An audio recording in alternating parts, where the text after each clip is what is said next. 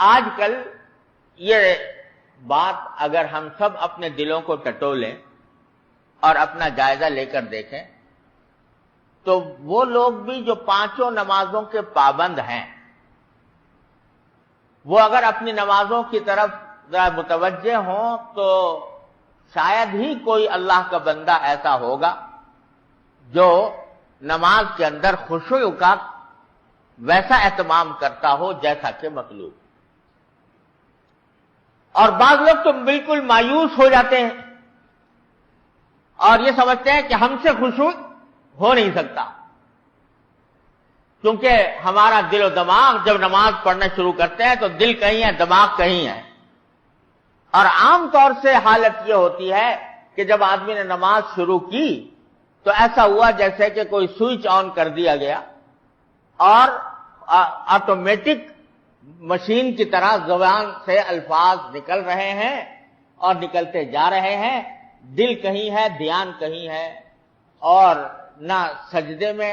دھیان ہے نہ قرات میں دھیان. یہاں تک کہ بعض اوقات ایسا ہوتا ہے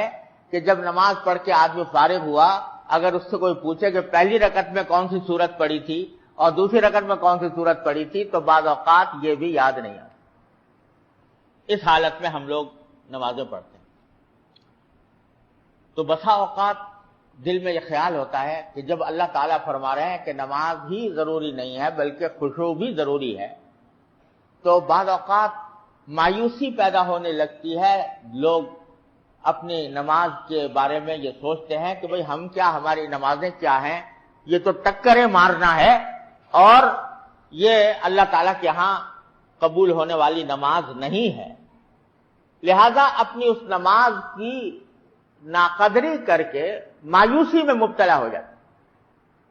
اور اس مایوسی کا نتیجہ بعض اوقات شیطان یہ بہکاتا ہے، شیطان یوں بہکاتا ہے کہ جب تم سے وہ نماز صحیح طریقے سے ادا ہوتی نہیں، قابل قبول نہیں، تو پھر کیا ضرورت ہے اس محنت کرنے کی. لہذا بعض اوقات نماز ہی سے محروم کرا دیتا ہے. تو میں تھوڑی سی بات عرض کرنا چاہتا ہوں کہ خشوع کا کیا مطلب ہے اور کس طرح ہم اس کے اوپر عمل کر سکتے ہیں. قرآن کریم کی اس حکم پر کس طرح عمل کیا جاتا ہے. دراصل بات یہ ہے کہ خشوع کے معنی یہ ہے کہ اپنے اختیار سے آدمی ان الفاظ کی طرف دھیان دے جو وہ زبان سے ادا کر رہا ہے. اس کا آسان طریقہ یہ ہے، یعنی جب آدمی نے نماز کی نیت باندھی، سورہ فاتحہ پڑھنی شروع کی، الحمدللہ رب العالمین کہا، تو اس کو پتہ ہونا چاہیے کہ میں الحمدللہ رب العالمین کہہ رہا ہوں. اپنے اختیار سے اپنا دھیان، اپنی توجہ، اپنا خیال ان الفاظ کی طرف لگائے جو وہ زبان سے ادا کر رہا ہے. یہ اتنا کر لے گا تو خشوع حاصل ہو جائے گا. اب کیونکہ اللہ تبارک و تعالیٰ نے کوئی ایسا کام انسان کے ذمے فرض نہیں کیا جو اس کے اختیار سے باہر ہو اور جو اس کی طاقت سے باہر ہو، اس واسطے اگر بے اختیار کچھ خیالات دل میں آ گئے تو وہ خشوع کے منافی نہیں، اللہ تعالیٰ کے یہاں سے معاف. آپ نے نماز پڑھنی شروع کی، دھیان شروع میں لگایا، اللہ اکبر دھیان سے کہا، سبحانک اللہم پڑھا،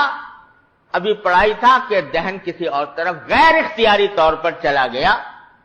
تو وہ غیر اختیاری طور پر جو چلا گیا ہے وہ معاف ہے اللہ تعالیٰ کے ہاتھ، اور